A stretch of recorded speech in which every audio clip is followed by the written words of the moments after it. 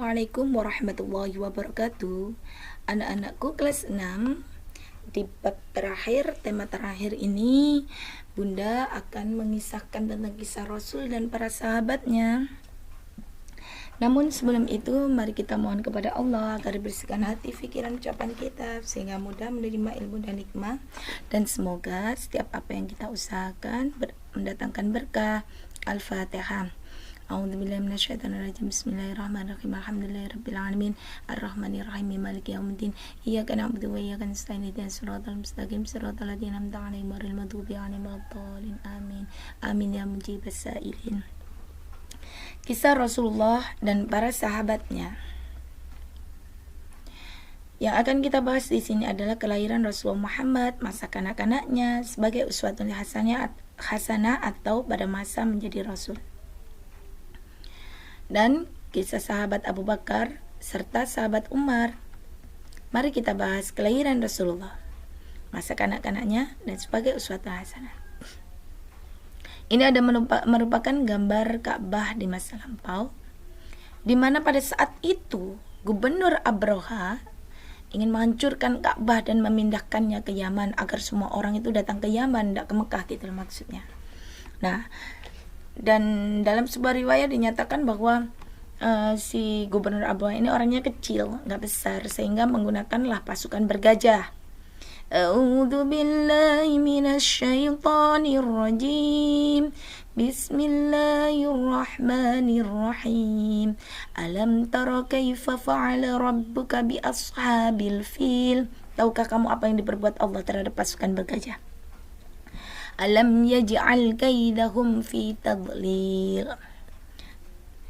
Sebenarnya mereka tidak mengetahui apa yang menjadi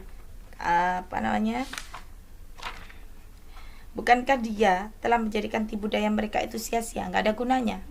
Mereka menantang, Allah memberi. Wa arsala 'alaihim tayran ababil, dan kami mengutus para burung-burung ababil yang berbondong-bondong. Tarmihim bihijaratin min sijil, mereka melempari dengan batu dari tanah liat yang terbakar. Faja'alahum ka'asfim ma'kul, sehingga mereka dijadikannya seperti daun-daun yang dimakan ulat, hancur lebur. Sebab Ka'bah ini sudah merupakan arsitektur yang paling handal dari Allah sendiri. Nggak masuk akal gitu loh, berada di antara perbukitan dan pegunungan, tapi tetap walaupun banjir atau apa tidak kena. Ka'bah ini sudah dijaga oleh Allah. Pada saat itu Allah melahirkan seorang bayi yang luar biasa sinarnya. Karena memang janjinya Allah begini, tidak akan kuciptakan langit bumi serta isinya kalau tidak aku menciptakan Muhammad kekasihku. Tepat pada tanggal 12 Rabiul Awal tahun 571 Masehi atau Tan Gajah, terlahirlah dari pasangan ayahanda Abdullah dan ibunda Siti Aminah, melahirkan seorang bayi mungil yang tampan luar biasa. Saat itu saking bahagianya, ada sebuah kisah bahwa kalian masih ingat Abu Lahab, itu pamannya Kanjeng Nabi. Saking senengnya oleh kabar nek Kanjeng Nabi Siti Aminah melahirkan, sampai pada hari Senin itu Abu Lahab langsung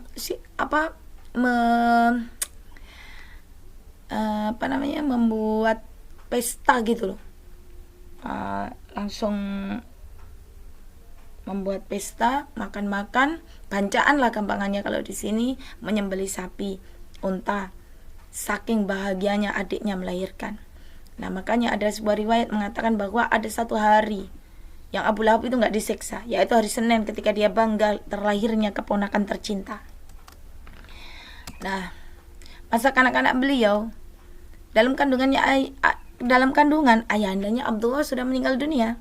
Umur 6 tahun, ibunda Aminah meninggal dunia ketika mengajak Rasulullah Muhammad untuk ziarah kubur ke makamnya ayahnya di desa Abuwa. Ibundanya meninggal dunia, sehingga pada saat terlahir Rasulullah itu diberikan kepada Halimatus Sa'diyah sebagai ibu susunya.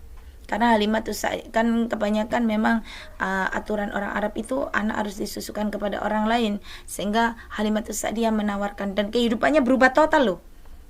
Kehidupan Halimatus Sa'diyah ketika memberikan air susu kepada Rasulullah Muhammad itu berubah total. Semua kambing yang nggak pernah mengeluarkan susu.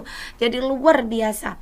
Pada saat itu terjadilah sesuatu yang aneh. Kanjeng Nabi Muhammad didatangi oleh 4 orang malaikat dan dibersihkan hatinya. Sehingga Halimatus Sa'diyah dan anak-anaknya kaget sehingga dipulangkanlah kepada ibundanya. Ketika itu umur 6 tahun dan ibundanya mengajak untuk ziarah kubur, ternyata meninggal dunia di desa Abwa. Pada usia 8 tahun diasuh oleh kakeknya yaitu Abdul Muthalib. Itu pun kakeknya meninggal dunia. Pada usia 8 tahun ini kakeknya meninggal dunia, dititipkan kepada pamannya yaitu Abu Thalib. Di Abu Thalib ini Rasulullah sampai besar.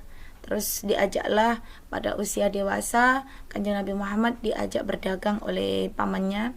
Kalau pas usia kecil, Kanjeng Nabi diajak berdagang pamannya itu dicegat sama pendeta Bukhara. Sebab tanda-tandanya itu ada di situ bahwa dia adalah utusan Allah. Diikuti oleh setiap berjalan diikuti di atasnya ada awan. Makanya pamannya juga disuruh membawa pulang. Pada saat dewasa, Rasulullah menjalankan dagangan dari seorang janda kaya raya yaitu Khadijah, sehingga dengan sifatnya yang al-amin dapat dipercaya, Siti Khadijah ini menaruh hati dan menyuruh pembantunya untuk melamarkannya. Pada usia 25 tahun dan ibunda Khadijah 40 tahun beliau menikah. Pada umur 40 tahun Kanjeng Nabi Muhammad didatangi oleh malaikat Jibril di Gua Hira mendapatkan wahyu yaitu surat Al-Alaq ayat 1 sampai 5. Iqra bismi rabbikal ladzi khalaq. Ketika itu Rasulullah saking takutnya pulang sampai menggigil. Besoknya diajak kepada Warokoh, paman saudaranya dari ibu Khadijah, ditanyakan ternyata benar. Tanda-tandanya itu ada di Kanjeng Nabi Muhammad, berarti Rasulullah itu diangkat sebagai Rasul utusan Allah. Di mana pada masa kanak-kanaknya Rasulullah itu sudah terlihat amanahnya, dapat dipercaya. Pada saat perang Fijar pun Kanjeng Nabi Muhammad menunjukkan kehebatannya, pemberaninya, tanggung jawabnya mengikuti perang Fijar, mengambil anak panah.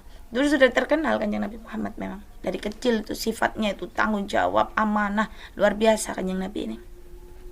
Nah, Kanjeng Nabi sebagai uswatun hasanah, contoh yang baik, sebab Kanjeng Nabi memiliki 4 sifat wajib bagi Rasul: siddiq, amanah, tabligh, fatana. Benar, dapat dipercaya dan menyampaikan apapun yang mendapatkan wahyu pasti disampaikan kepada umatnya.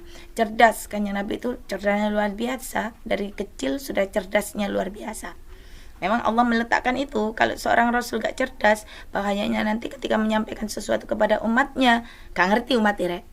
Nah, makanya berlawanan dengan ini, sifat mustahilnya khizbun, pembohong, khianat, tidak dapat dipercaya, khidman, tidak disampaikan, baladah, bodoh.